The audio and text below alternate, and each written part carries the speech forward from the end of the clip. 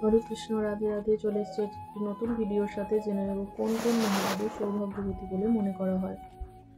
যেসব মহিলাদের চোখের কোণ লালচে হয় বা চোখ সুন্দর হয় তাদেরকে সৌভাগ্যবতী বলে মনে করা হয়। নাভিতে তিল, যেসব মহিলাদের নাভিতে তিল থাকে তাদের অত্যন্ত বুদ্ধিমতী এবং লক্ষ্মীমন্ত বলে মনে করা হয়। এরা শুধু নিজের জন্য না, পুরো পরিবারের জন্যই সৌভাগ্য বয়ে আনতে পারে। পায়ের পাতা, যাদের পায়ের পাতা শঙ্খের মতো বা পদ্মের মতো হয় তারা অত্যন্ত সৌভাগ্যশালী হন এবং এরা তাদের নিজের সঙ্গীর জন্য সৌভাগ্য বয়ে আনতে পারে।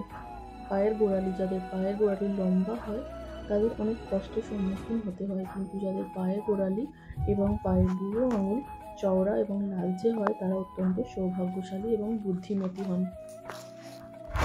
নাকে তিল থাকা মহিলাদের জন্য অত্যন্ত শুভ, সুখ শান্তি সমৃদ্ধি এরা পরিবারের জন্য বয়ে আনতে পারে।